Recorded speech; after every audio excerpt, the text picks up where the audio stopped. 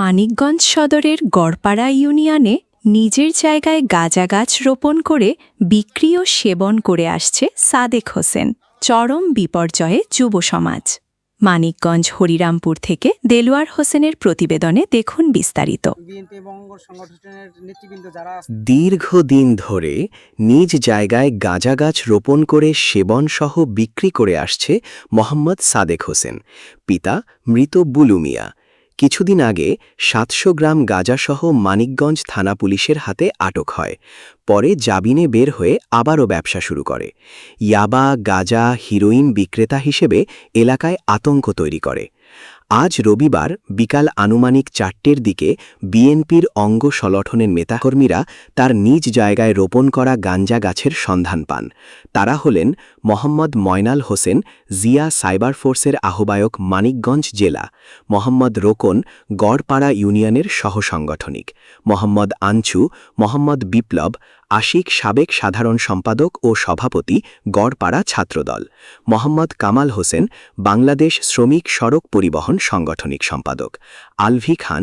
গাঁজা সম্বন্ধে বারবার ব্যবসা করতেছে, এগুলা তো ব্যবসা দীর্ঘদিন ধরে চালাই যাইতেছে, আন্দোলনের সময় থেকে ব্যবসা চালাইতেছে।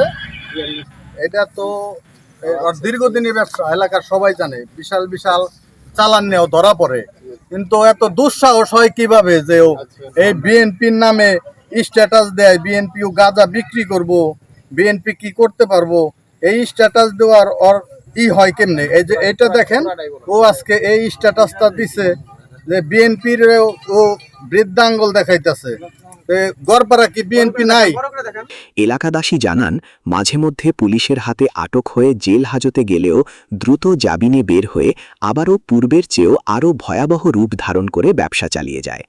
যুব সমাজকে বাঁচাতে হলে স্থায়ী ব্যবস্থা নেওয়া না হলে দেশ ধ্বংস হয়ে যাবে।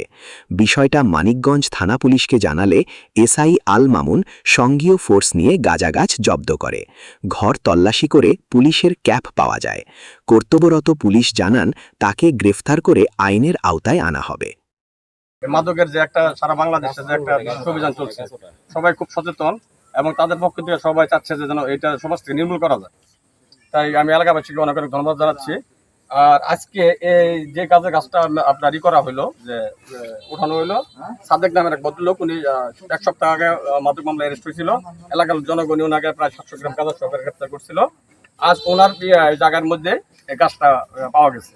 এই গাছটা অবশ্যই ওনার, কারণ এই গাছ অন্য কারো হতে পারে না, জায়গাটাও না। তাই এটার জন্য আইনগত যে ব্যবস্থা ওনার বিরুদ্ধে নেওয়া হবে।